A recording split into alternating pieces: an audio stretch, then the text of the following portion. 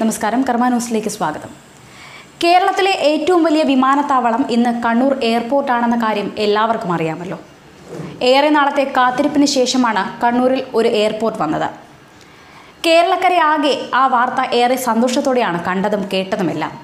എന്നാൽ കണ്ണൂരിൽ പണ്ട് വിമാനങ്ങൾ ഇറങ്ങിയിരുന്ന ഒരു കാലമുണ്ടായിരുന്നു. ആർക്കെങ്കിലും അറിയാമോ ഈ കാര്യം? ഇല്ലെങ്കിൽ കേട്ടോളൂ.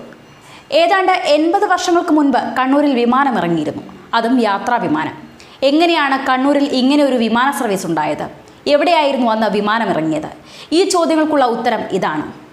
കറാച്ചി മദ്രാസ് റൂട്ടിൽ സർവീസ് നടത്തുകയായിരുന്ന ടാറ്റ സർവീസിൻ്റെ DH-80 ഫോക്സ്മോത്ത് വിമാനം അന്നത്തെ തിരുവിതാംകൂർ മഹാരാജാവായിരുന്ന ശ്രീ ചിത്തിര തിരുനാൾ ബാലവർമ്മയ്ക്ക് അന്നത്തെ ബ്രിട്ടീഷ് വൈസ്രോയി വെല്ലിംഗ്ടൺ പ്രഭുവിൻ്റെ ബർത്ത്ഡേ ആശംസയുടെയും ടൈംസ് ഓഫ് ഇന്ത്യ പത്രത്തിൻ്റെ കോപ്പിയുമായിട്ടായിരുന്നു തിരുവനന്തപുരത്തേക്ക് യാത്ര തിരിച്ചത്.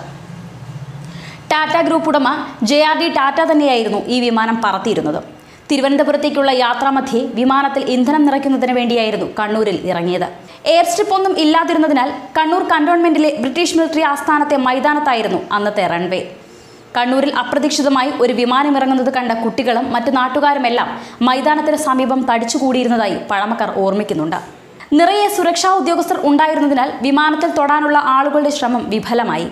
കണ്ണൂരിൽ ആദ്യമായി വിമാനമിറങ്ങുന്നതിന് അന്ന് കൊച്ചുകുട്ടിയായ താനും സാക്ഷിയായിരുന്നതായി അന്തരിച്ച വ്യവസായ പ്രമുഖൻ ക്യാപ്റ്റൻ കൃഷ്ണൻ നായർ ആത്മകഥയായ കൃഷ്ണലീലയിൽ പറയുന്നുണ്ട്. ഈ സംഭവത്തിന് കേവലം 3 വർഷം മുൻപാണ് ഇന്ത്യയുടെ ആദ്യ വിമാനം ചിറകുവിരിച്ചത്.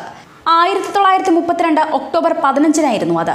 കറാച്ചി മദ്രാസ് വിമാന സർവീസ് വന്നതോടെ അന്നത്തെ തിരുവിതാംകൂർ മഹാരാജാവായിരുന്ന ശ്രീ ചിത്തിര തിരുനാൾ ബാലവർമ്മയുടെ ആവശ്യപ്രകാരമായിരുന്നു ഇന്ത്യയിലെ ആദ്യ സ്വകാര്യ എയർലൈനായിരുന്ന ടാറ്റ എയർ സർവീസ് 1935-ൽ തിരുവനന്തപുരത്തേക്ക് വിമാന സർവീസ് ആരംഭിച്ചത്. അന്നത്തെ കാലത്ത് തിരുവനന്തപുരത്ത് നിന്നും ബോംബെയിലേക്ക് ട്രെയിൻ മാർഗം യാത്ര ചെയ്യാൻ 58 മണിക്കൂറോളം എടുക്കുമായിരുന്നു. ഈ യാത്രാ ദൈർഘ്യം കുറയ്ക്കുന്നതിനും കൂടി വേണ്ടിയായിരുന്നു വിമാന സർവീസിനായി രാജാവ് മുൻകൈയെടുത്തത്. എല്ലാ ബുധനാഴ്ചകളിലും സർവീസ് നടത്തിയിരുന്ന ഈ വിമാനത്തിന് മുംബൈക്കും തിരുവനന്തപുരത്തിനുമിടയിൽ 2 സ്റ്റോപ്പുകൾ ഉണ്ടായിരുന്നു. ഒന്ന് ഗോവയിലും മറ്റൊന്ന് നമ്മുടെ കണ്ണൂരിലുമായിരുന്നു. ഈ 2 ഇടങ്ങളിലും വിമാനത്തിന് ഇന്ധനം നിറയ്ക്കുവാനുള്ള സൗകര്യങ്ങളും ഒരുക്കിയിരുന്നു. JRD ടാറ്റയുടെ സുഹൃത്തുക്കളായ ജാൽ നവറോജിയും ബോംബെയിലെ വ്യവസായി സേഠ് കാഞ്ചി ദ്വാരകാദാസുമായിരുന്നു കണ്ണൂരിലിറങ്ങിയ വിമാനത്തിലെ യാത്രക്കാർ. ബോംബെയിൽ നിന്നും കണ്ണൂരിലേക്ക് 135 രൂപയായിരുന്നു ചാർജ്. അന്നത്തെ 135 രൂപയുടെ മൂല്യവും കൂടി ഒന്ന് ഓർക്കേണ്ടതാണ്. ഇതേ വിമാനത്തിൽ ഗോവയിൽ നിന്നും കണ്ണൂരിലേക്ക് 75 രൂപ ടിക്കറ്റ് എടുത്താൽ മതിയായിരുന്നു. കൂടാതെ കണ്ണൂരിൽ നിന്നും തിരുവനന്തപുരത്തേക്ക് 60 രൂപ നിരക്കിലും സഞ്ചരിക്കാമായിരുന്നു.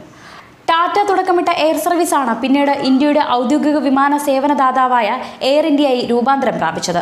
ഇപ്പോൾ കണ്ണൂരിൽ രാജ്യാന്തര വിമാനത്താവളത്തിൽ വിദേശ രാജ്യങ്ങളിൽ നിന്നുള്ള വിമാനങ്ങൾ ഇറങ്ങുമ്പോൾ ആ പഴയകാല സർവീസിനെ ആരെങ്കിലും ഓർക്കുന്നുണ്ടോ? എങ്കിലും ഓർമ്മകൾ ചിലപ്പോഴൊക്കെ ചരിത്രങ്ങളിലേക്ക് നമ്മെ വലിച്ചെടുപ്പിക്കാറുണ്ട്.